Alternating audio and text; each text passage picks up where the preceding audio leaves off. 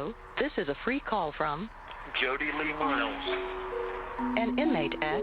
Maryland Correctional Adjustment Center. You may start the conversation now. I'm just about to get in the bath, so I'm going to put you on loudspeaker, okay? Okay. Now what you got to say, bitch? Are you gonna shave your hairy man leg? I sure am. Phone calls are Michaela's entire relationship with her fiancé.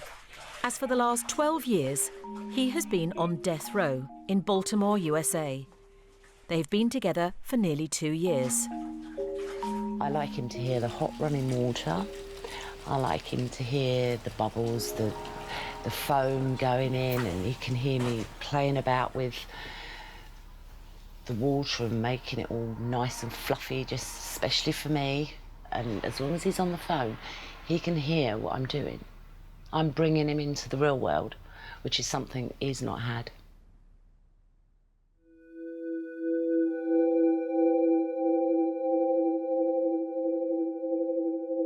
In 1998, Jody Lee Miles was found guilty of murdering Edward Joseph Atkinson by shooting him in the back of the head. Jody claimed he acted in self-defense. He was acquitted of premeditated murder, but convicted of first-degree felony murder and sentenced to death. Michaela also believes that her fiancé acted in self-defense. I don't class Jody as a murderer. I class him as somebody in the wrong place at the wrong time, but having said that, doesn't make it right for what he's done. And to be honest with you, I really, really do feel for the victim's family. He regrets what he's done. So we work through that. We talk about it. If there's anything we could do, if there was anything we could do for the victim's family, believe you me, I would make sure he did it. But we can't.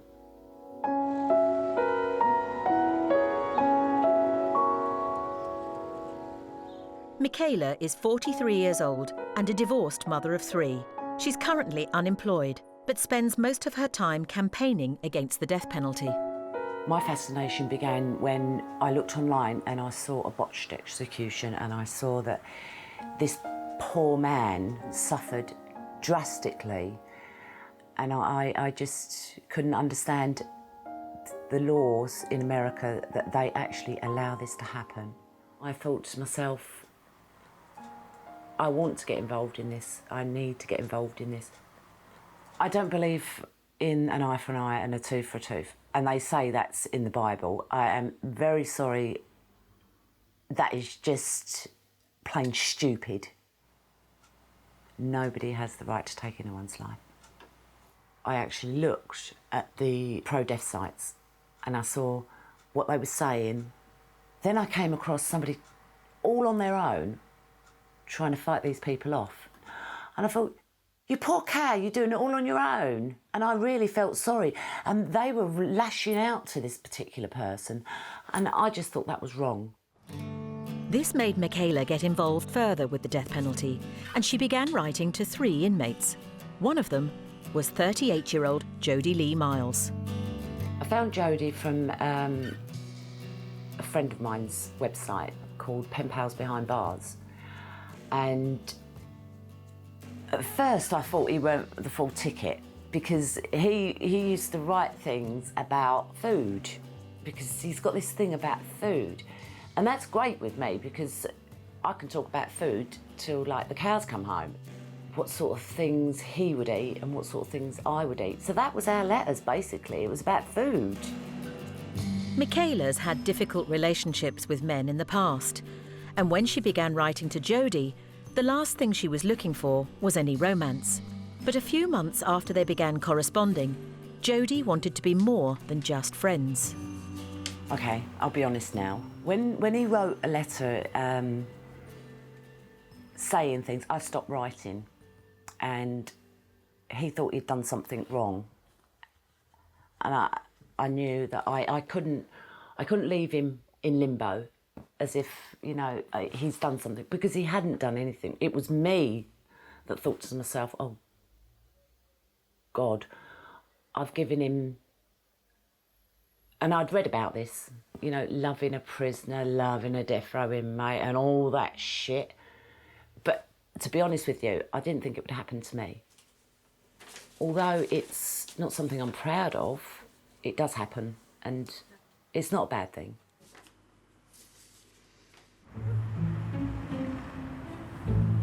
Six months into Michaela and Jody's relationship, they had their first phone conversation. All prisons have different rules on inmates using the phone, and Michaela and Jody are able to speak to each other every day. It's allowed them to get to know one another very well. I've got something to tell you. What? Don't be angry now. What? It was a spare of the moment thing. I had a tattoo done. No, you didn't. I did so. No, And you it did really, not. it's really hurting. Where is it at? That's why I'm really agitated. Across my forehead, where do you think it is? On my right chest. No, you didn't. I did. You won't show your ass to a doctor. You're going to try and tell me that you got your boob tattooed. You are so full of malarkey. Swear on my life. I think that, one day, Spit it out! I'm only winding you up, you idiot. Michaela and Jody can carry on like this for ages. she's got such a weird sense of humor and mind that I find it hilarious. She'll wait till somebody gets around here and then she'll tell me, get on your knees and yell, I'm your bitch or something. And if it puts a smile on her face and makes her happy, why not? Oh, shut up, for God's sake, moaning. Well, I wound him up because it keeps him on his toes. It makes him more wary of what I'm going to come out with next. If he gets up, he's in a foul mood or he's in a bad mood. It doesn't take me long to snap him out of it.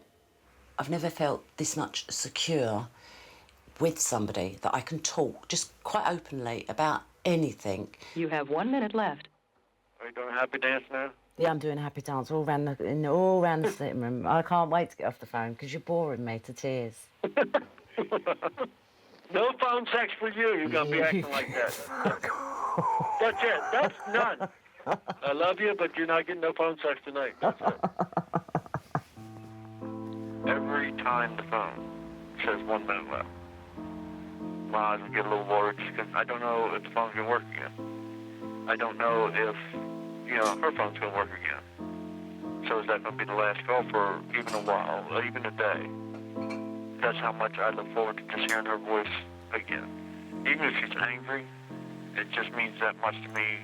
She means that much to me. And I love her with all that I am. Phone access allows Michaela and Jody to have a more interactive relationship than they could with just letters. But constantly waiting in for the phone to ring can make Michaela feel like she's a prisoner in her own home. As I remember, I was promised it never happened. You'll get them when I'm ready. That's what you said 400 years ago. Oh, for God's sake, don't keep on at me. People do have a lifespan, right? And, Yes, and I have a lifespan too. I've had enough. It gets me so angry at times. I do feel trapped. It's like sometimes I don't want to go out just in case I miss his call, just in case something's happened in there, and I basically live here 24/7. I go out to do my shopping, and that's only for like 20 minutes, half an hour. So I'm back in time just so I can get his call. But then I've got a counter on my phone so I can see if I go out how many times, because that's the first thing I focus on as soon as I come home. I go straight to the counter and see how many missed calls I've got. But I've chose this. Nobody's pushed me into doing this. I've done it all by myself. Michaela is dedicated to Jody and often lives her life on American time. She goes to bed after her last phone call with him at 2:45 a.m. and gets up around 1 p.m. But her main priority is being a mum. Her two daughters, 12-year-old Emma and 22-year-old Fiona, both live at home. My children always come first. If it means the children are going to get hurt, then I wouldn't do it. Despite putting her children first, Michaela couldn't bring herself to tell her girls that she was in love with a man on death row. She said that Jody works on a farm, and in his pictures, he's in fancy dress.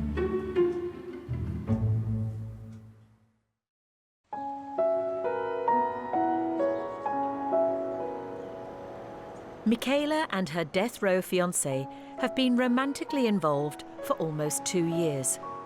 Michaela did tell her 2 daughters that she was involved with Jody, but she couldn't bring herself to tell them he's in prison. I didn't think it was fair to tell the kids that I was actually talking to somebody on death row. Who in their right mind writes to people on death row is all I kept thinking to myself. And for my kids to know that I was actually writing to someone, not just writing to them, but also talking to them, I just didn't think they needed to know. Michaela's youngest daughter, 12-year-old Emma, began speaking to Jody around a year ago. I'm trying to think of a joke. Oh yeah, my mate told me one the other day. He goes, you're so dumb you fell over a wireless control. And I said, I went to him, I don't get it. And he goes, well, that's because you're blonde. I thought, it's not funny. You didn't get it? No, I didn't get it. They laugh and joke and talk about stupid things. But it makes him laugh, and she laughs as well. To begin with, I didn't think it would come to my kids getting involved, even speaking to him. But I just thought it would be okay. I didn't see any wrong in it, and I still don't. I tell him my jokes. As I used to sing to him, and we tell jokes about Mum and say what we're gonna do when he comes, and it's just really funny. She's my little tater tot. You know, she wants to get on the phone and she likes to wind me up and she likes to tell me jokes and wants me to tell her jokes all the time. And I try and give her, you know, my opinion on things, and she thinks it's funny. You know, I don't know why. I guess because we have the same mentality. I don't know. But I think the world of Emma. Despite Emma speaking regularly on the phone to Jody, up until just 1 week ago, she and her sister believed he worked on a farm. Well, I used to go to upstate New York, and I said that's where I met him. So that's the first lie. Well, I told him that he was a farmer and he also did radio shows. But the thing with Emma is she kept asking, well, when's he going to come and visit? When's he going to come and visit? And I said, oh, when he finishes his work. So that was a lie. I knew it was going to come out in the end, but it needed to come out.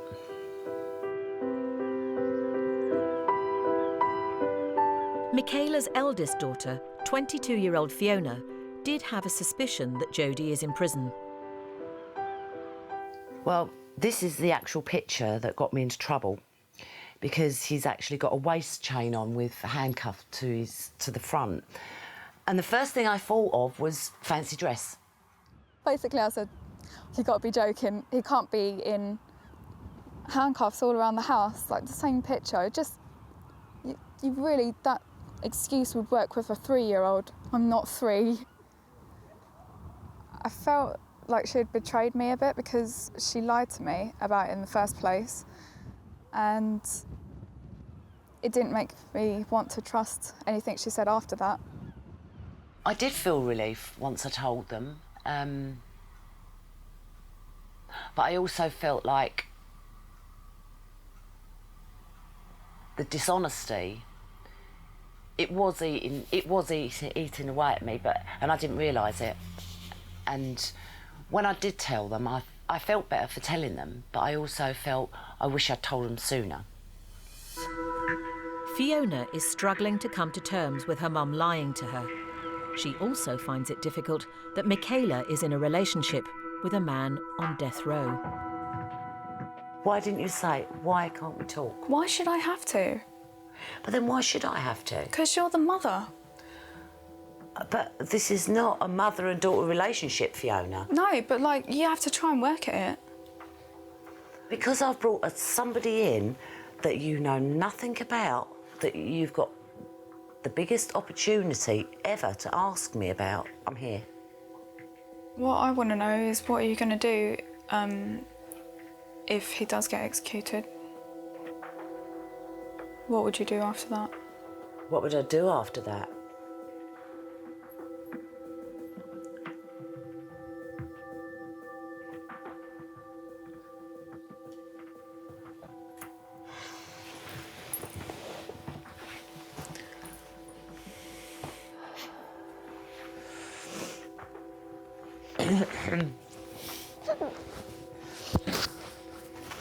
I don't think we should really talk about that sort of thing. Yeah, but it's something I want to know. I don't need to go down the road of the executions, right? OK, but I was asking you a question. You don't No, remember I don't want to listen to that. You know, that goes over my head. That is there, Fiona. If you knew the amount of people that I know now that's been executed, you wouldn't even want to go there yourself. You'd be a mental wreck. But I don't know. That's the thing. Exactly. And you don't want to know. If anything bad was to happen to Jody, I feel like we would all suffer because her life is dedicated to this. If he was to be executed, then I think not only Mum's like passion would die, but inside she'll die. I think my mum would take it really badly.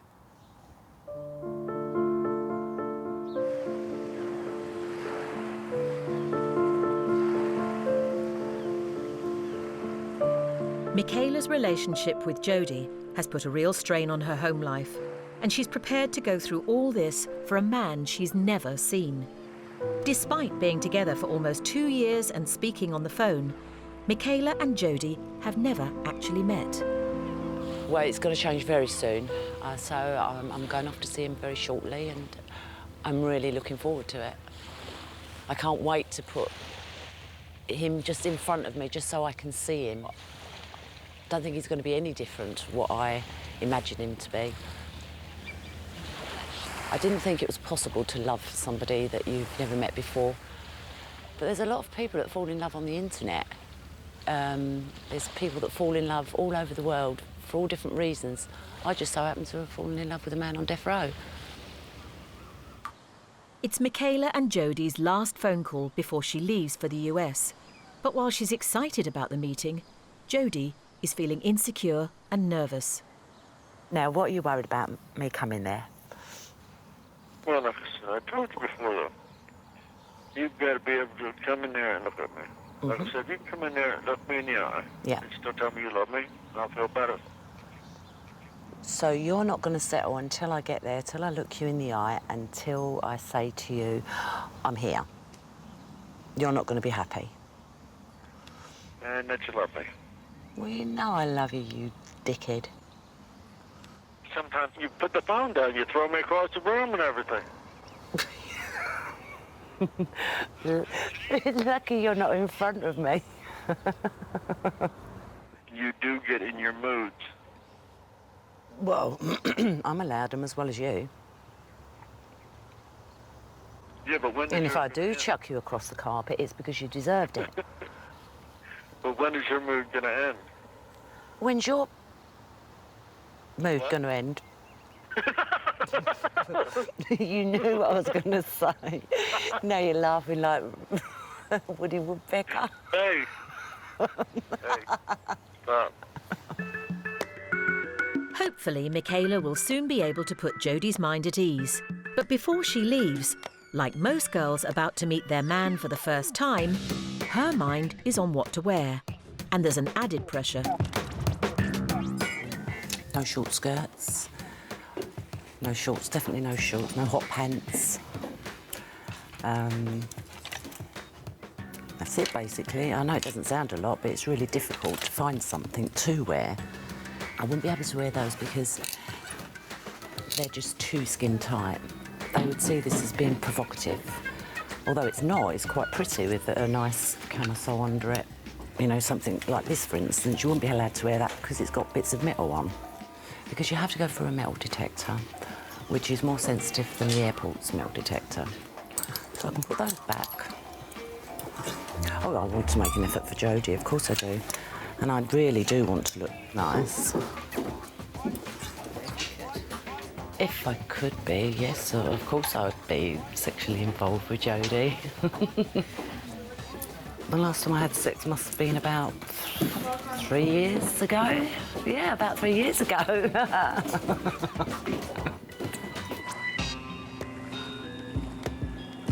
She's already worried about what underpants she's got to buy, what outfit she wants to wear. You know, not that I'm going to see underpants. I know she's nervous. She can say what she wants. But she is sitting there worried about her appearance and what she's going to wear and her hair. She's got to go shopping for some clothes. She's wearing a paper sack for all I care. I just want to see her. But will they both be able to hold their nerve when they meet face to face?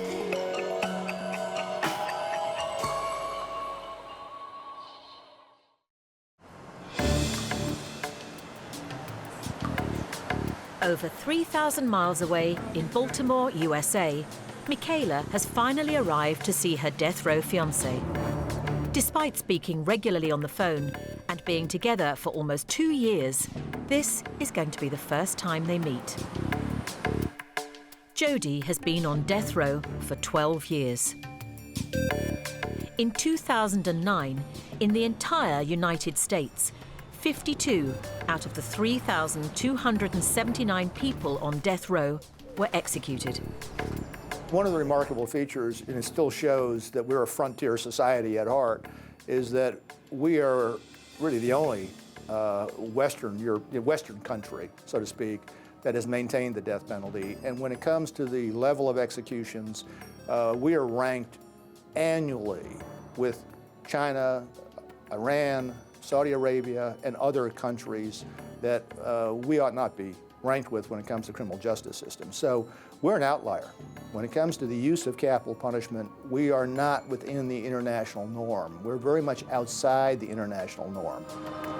Baltimore City has one of the highest homicide counts in the US, but one of the lowest execution rates. In the last 30 years, of the 3,000 individuals who were given the death sentence, only 5 were executed. Jody is one of 5 death row inmates in the Maryland Correctional Adjustment Center.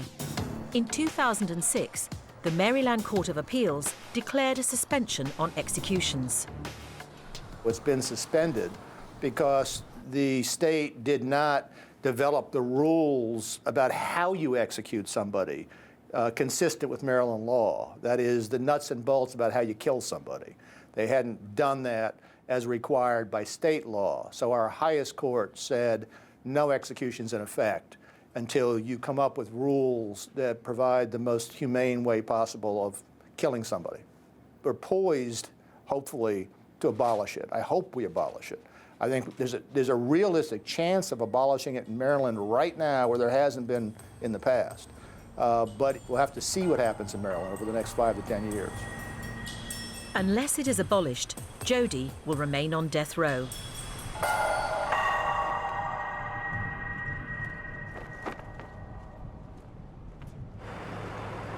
Jody is anxious about meeting his fiancée for the first time, but so far, Michaela isn't nervous at all. Jody still doesn't believe that I'm here. So he's going to have one mighty shot when I walk in there today, when I finally get through them doors. It's going to be fun, actually, just to see his reaction, see how he is face to face, first time. It's quite exciting, really. I'm not nervous. I probably will do once I get there, but right now I'm not nervous at all. Jody was found guilty of first-degree felony murder and robbery with a deadly weapon in 1998. He admits to the crime, but claims he felt threatened and acted in self-defense. I'm not one of these inmates who claims I'm innocent. I'm not saying I'm innocent. I never said I was innocent. but the reasoning as to why I'm here was never brought out in court. It was never made public.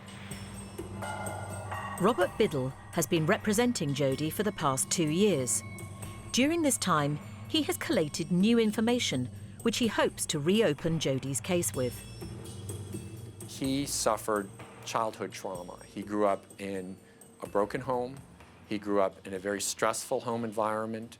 He was a victim of sodomy and other acts by a male member of the community. Jody's explained to our mental health professional, our psychiatrist, how in the situation that led to the murder that he was found guilty of, he was being pursued by a homosexual and followed to a park in an area which was frequently visited by homosexuals who were interested in having sexual encounters. He felt scared and frightened under the circumstances, and that he believed that he needed to act in self-defense to resist this gentleman's advances under the circumstances. And we argue that Jody felt this way due to, in part, the abuse that he suffered as a young man, aged 11 to 14, growing up in his neighborhood. We've done independent investigation to verify and support the information that Jody's provided. Jody's legal team have an appeal pending in front of the Maryland Court of Appeals. At the present time, given the issues that we're pursuing and that are available, life with parole appears to be the most likely objective that we have. If this is unsuccessful, other than being exonerated, the only option for Jody would be life without parole.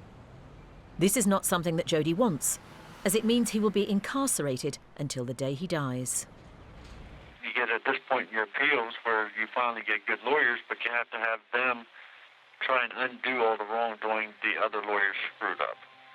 So if they can get this in the courts and get this heard and get things done, I'm very, very hopeful that everything will turn out the way me and Michaela want them to.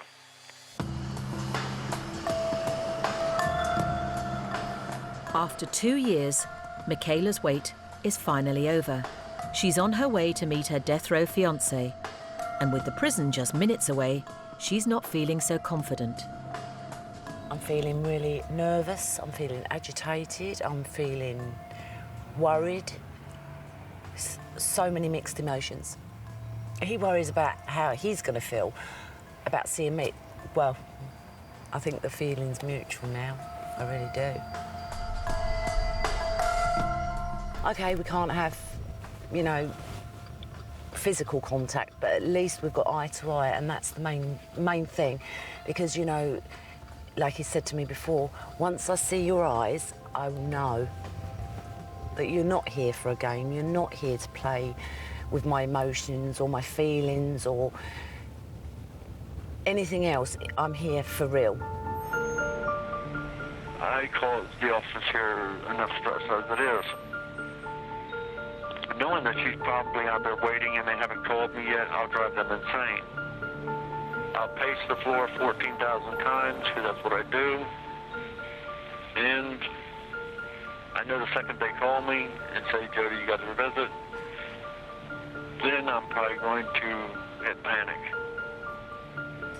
I will panic till she gets in that door, looks me in the eye, and tells me she loves me, and then the panic will be over until the river's nearing its end, and then I'll panic again.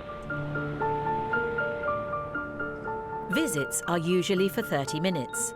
Because Michaela has travelled from the UK, she is allowed a 45-minute non-contact meeting with Jody. Filming this meeting or an interview with Jody is strictly prohibited by the prison.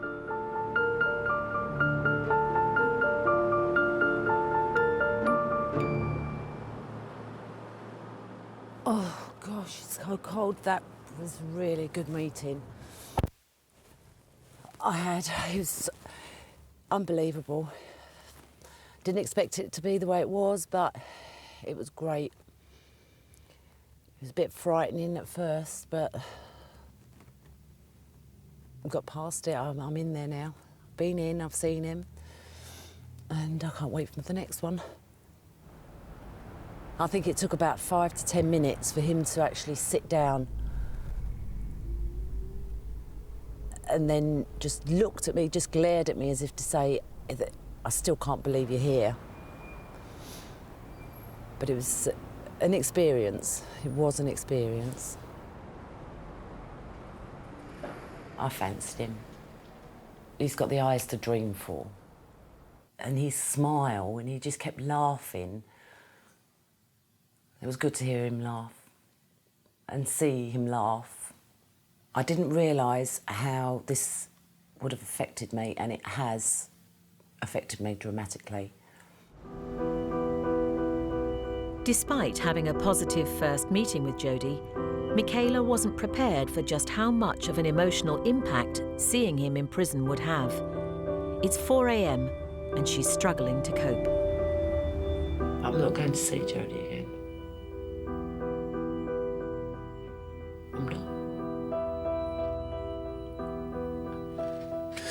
I don't think I can see him anymore because I know once I really put my mind to it, I'm going to hurt everybody, his lawyers, the courts, everything. And I know I am.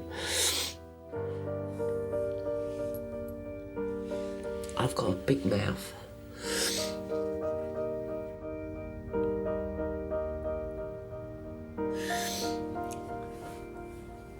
If I go back and see him again, I think it would completely break me. My head is just spinning. Poor Jody.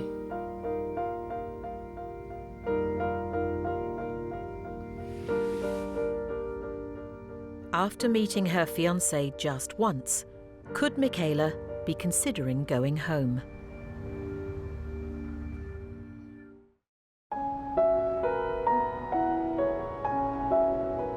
In Baltimore, USA, Michaela struggled to cope with her emotions after meeting her death row fiancé for the first time. The next day, she didn't go back and see Jody, and she couldn't bring herself to leave her room. But after some time to really reflect, she's managed to come to terms with Jody's situation and her feelings.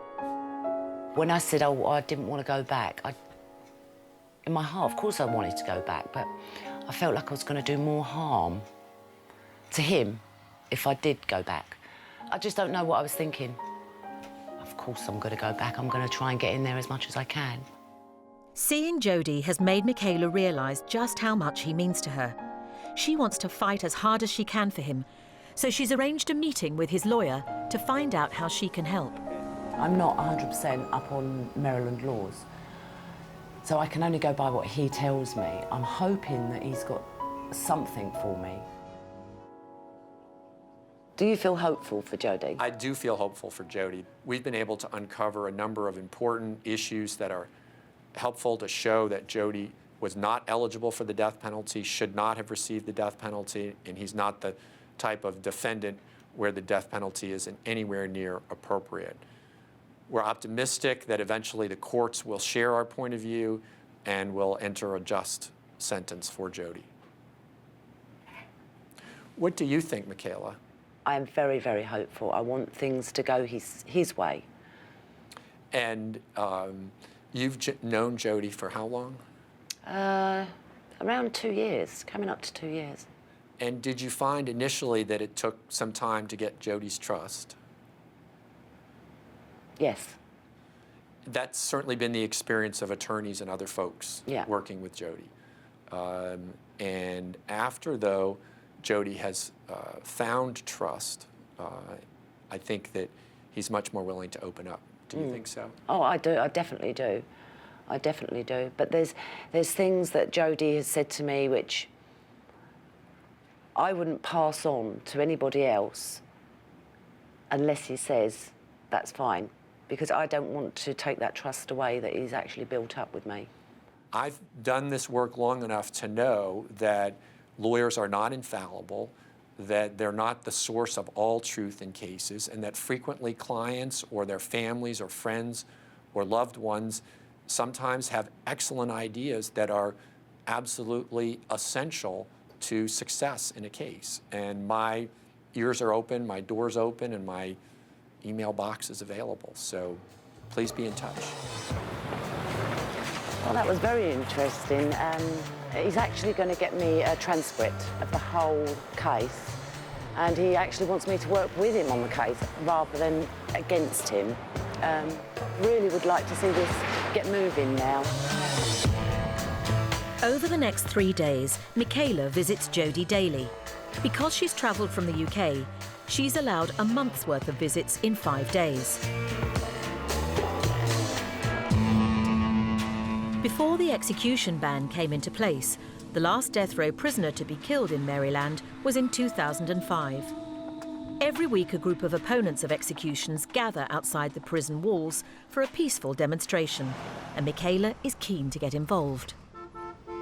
Absolutely lovely to meet you. Yeah. What you're actually doing here, all you guys, is absolutely fantastic. How long have you been doing this? We are disagreeing, but we think it's been a minimum of eight years or more, and it might be 12 or 15. It started, I think, with particular vigils when there was an execution, Yeah. shortly before. But then it became a regular thing. So we are here 5 to 6 Monday evening throughout the year, Yeah. unless there's a holiday when there's no traffic, and there will be no point in being here. Yeah, yeah. But what you're doing, well, it's quite emotional. I think you stop. I don't want to be emotional.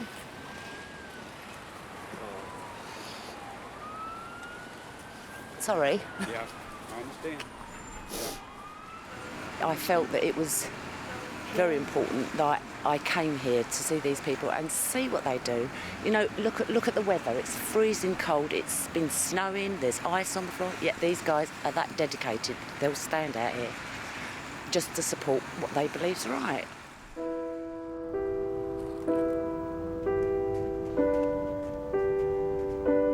Jody is 40 years old. He's been incarcerated since he was 27. It's nearly Christmas, and for him, it's a very difficult time of the year. 23 years ago, on Christmas Eve, Jody's car was hit by a drunk driver. His newborn baby twins were on board and didn't survive. They died in my arms. There was nothing I could do to prevent it, stop it, save it. To watch your own children die and to know that you can't stop it, you can't change it, you can't fix it, but you feel that you're responsible for it. No matter, what anyone says, I will always feel responsible.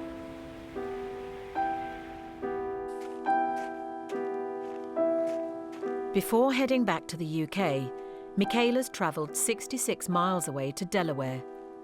This was Jody's hometown before he was incarcerated, and it's where his twins are buried. I'm doing this for Jody because he used to come here every Christmas Eve, and it's so near Christmas Eve. I thought because I'm here, I'll take this opportunity and do it for him. And as you can see around here, the snow's so deep and there's so many graves, and I really don't want to disturb any. It shows a lot about who she is and her character and her heart. She wants to show them that, that they are still in my heart, and even though I can't be there, she will be there for me. Well, I thought I'd come along today and just leave a few things here. But not just for Jody's 2 children, but for all these children here, really. And I also brought along a little Santa Claus, which says, "We have no chimneys, please use this special key." And I just thought that would be nice for them too. I brought a cookie candle. It smells very, very sweet. It smells of cookies. And all kids love cookies at this time of year also. And also a candle is a sign of peace.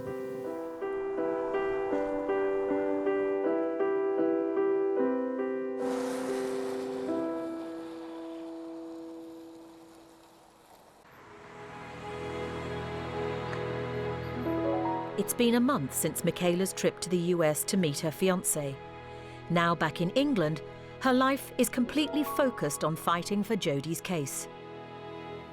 Although we're like 5 hours in front, I still check my emails to see if the lawyers have got back to me about anything. I have actually got an email from the lawyers saying, wow, Michaela, it's 3 a.m. over there. What are you still doing up emailing me? And that's what I'm going to do. If it takes like 3 or 4 o'clock in the morning and something springs to mind and I'm not sleeping, I will go ahead and do it. The lawyers have been absolutely brilliant. I've got to admit that they've been really good. I'm very, very pleased with what's happened since I've been back. Maybe we can get a court date as soon as possible.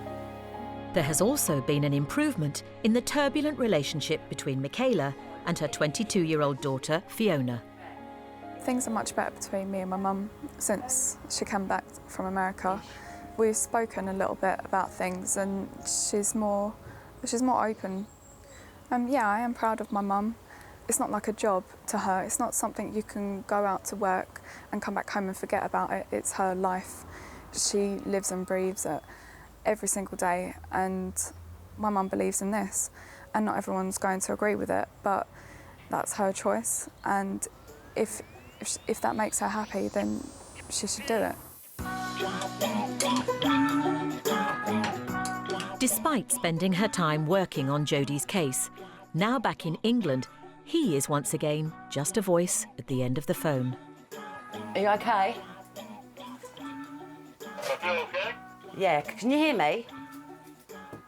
Yeah. Okay. Can you hear me? Just about. Just about? Just about. Got your finger in your ear?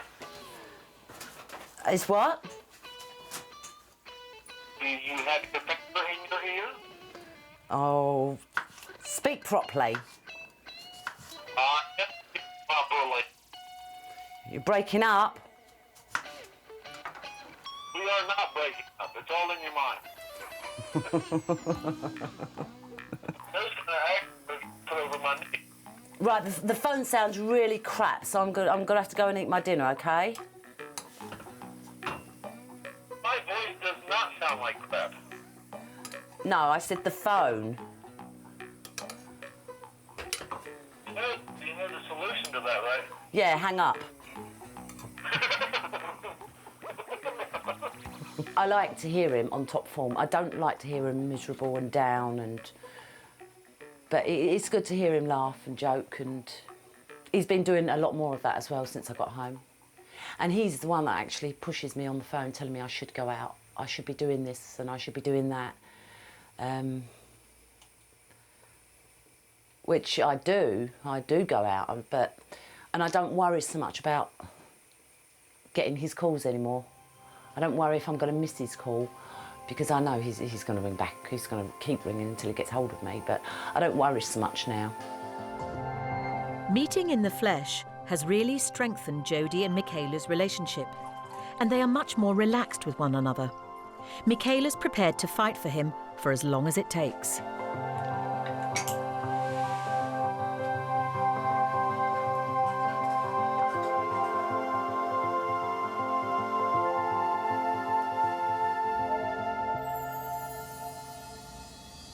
The ultimate goal would be for him, me and him, to walk hand in hand on the beach into the sunset. That is what I really would want to happen. But reality is fighting the courts, fighting the lawyers, fighting the people that hate people like me and other people who fight for death row inmates. That's reality. But I'm not in a rush. He's on death row. You can't be in a rush when you're on death row.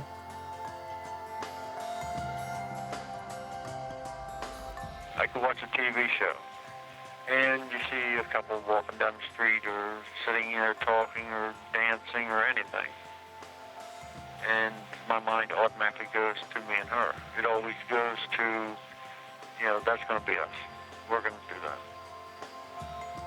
Then you hear, you know, a sad song, and you listen to the words, and you start thinking, I can't wait to just sit there and hold her hand, look into her eyes, and sing these words to her. Anything, just to be with her.